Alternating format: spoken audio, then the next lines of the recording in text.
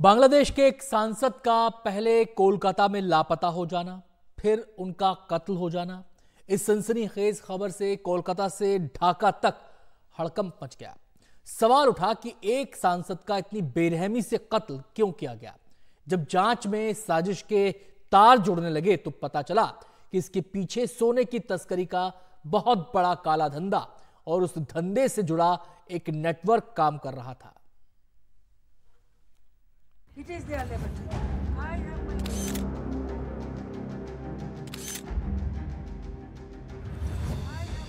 बांग्लादेश की प्रधानमंत्री शेख हसीना की पार्टी के सांसद थे अनवरुल अना। कोलकाता में उनके कत्ल की घटना ने बांग्लादेश में सोने की तस्करी के खेल को बेपर्दा कर दिया है, क्योंकि इस कत्ल में राजनीति है, दोस्त की दगाबाजी है, हनी ट्रैप वाली साजिश है और सोने की तस्करी का खेल है।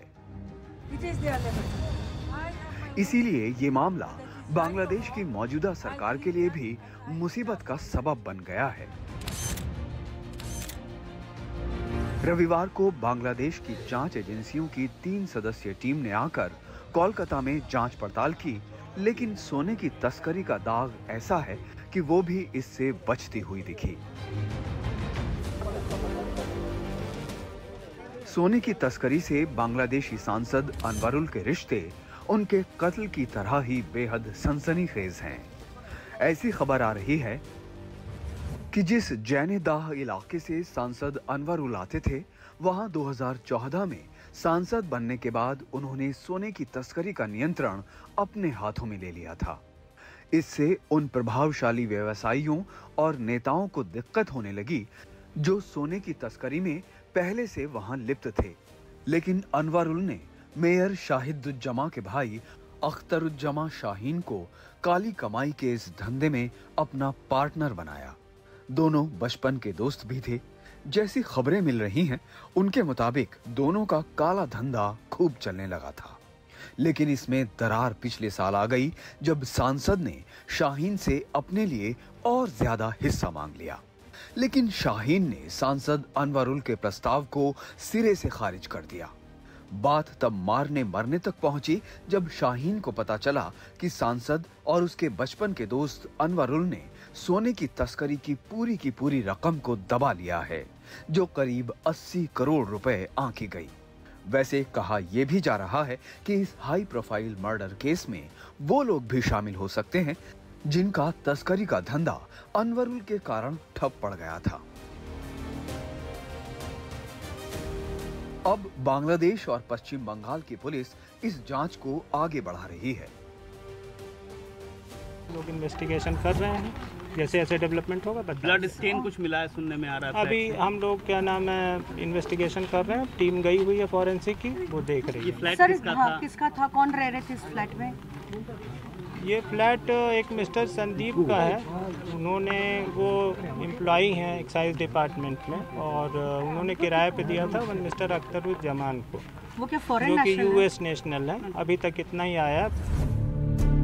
जिस देश में सांसद तक सोने की तस्करी में लगा हो, वहां कैसे अंतर्राष्ट्रीय तस्करी होती है, इसको भी समझने की कोशिश करते हैं। सोने की तस्करी के मामले में जांच पड़ताल करने वाले अधिकारियों के मुताबिक सऊदी अरब, संयुक्त अरब अमीरात जैसे मध्य पूर्व के देशों से जो लोग बांग्लादेश जाते हैं, बांग्लादेशी तस्कर उनसे संपर्क करते हैं।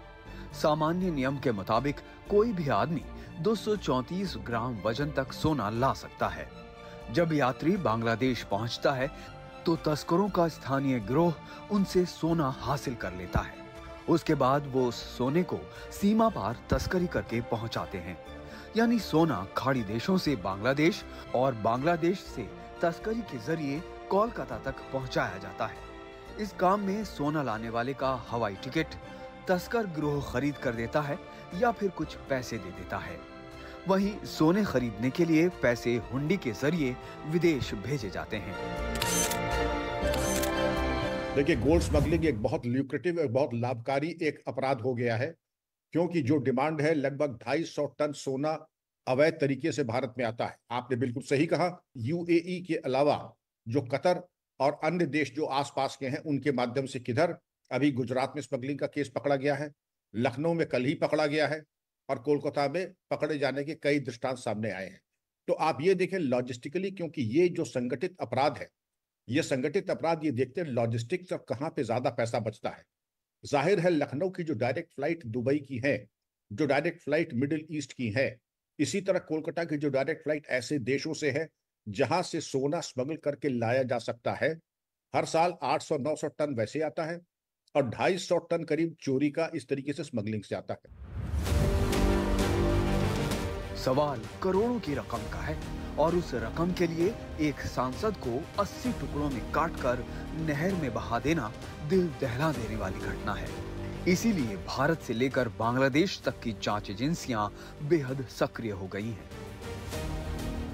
खबरों के मुताबिक मुख्य आरोपी अख्तरुज्जमा शाहीन 30 अप्रैल को भारत आया था, 10 मई को बांग्लादेश गया, फिर 18 मई को नेपाल पहुंचा, फिर दुबई से होते हुए न्यूयॉर्क की उड़ान भरी।